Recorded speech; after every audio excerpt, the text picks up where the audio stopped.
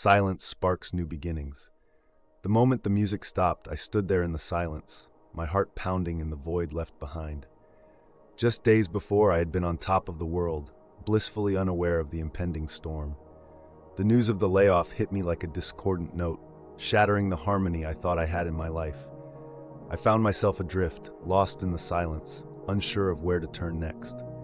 But as the quiet settled in, a thought emerged, subtle yet powerful. Perhaps this was my chance to compose something new. In the solitude of my apartment, I began to explore the melodies that had always lingered in the background of my dreams.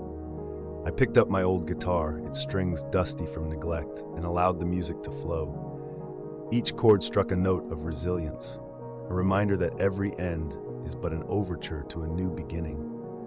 The more I played, the more I realized that the silence was not an enemy but a canvas, waiting for the brushstrokes of my imagination.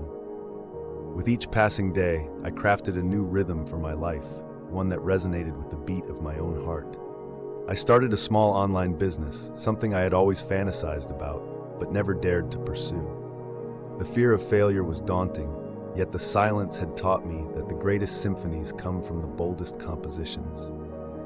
Each success was a crescendo, lifting me higher, while every setback was a minor key, adding depth and texture to my journey.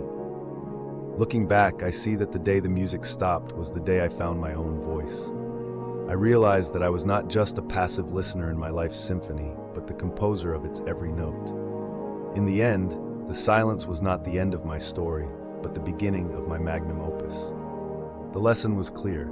Life doesn't hand you a perfect score. You must write your own, measure by measure, creating the masterpiece you desire.